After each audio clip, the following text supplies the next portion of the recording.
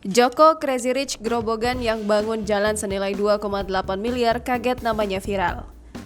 Nama Joko Suranto, seorang pengusaha properti, mendadak mengejutkan khalayak setelah menyedekahkan uang 2,8 miliar rupiah untuk membangun jalan rusak sepanjang 1,8 km di kampung halamannya di Desa Jetis, Kecamatan Karangrayung, Kabupaten Grobogan, Jawa Tengah.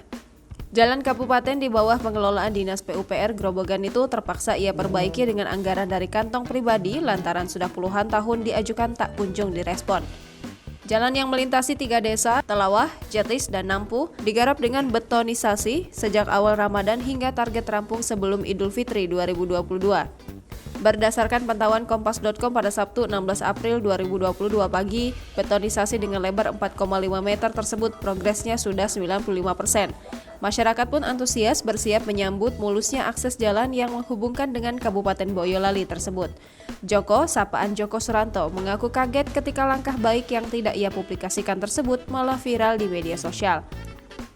Joko tidak berharap apapun atas pembangunan jalan yang telah menghabiskan anggaran pribadinya. Dari sisi positif, semua berangkat dari keprihatinan serta atas dasar rasa kemanusiaan.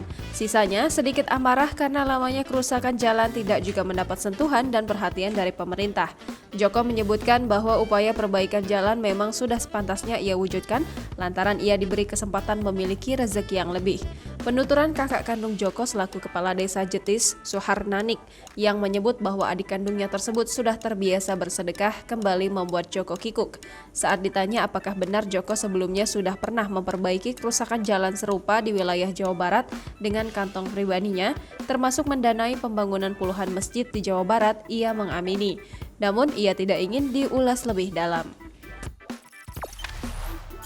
Jangan lupa subscribe, share, komen, dan like ya!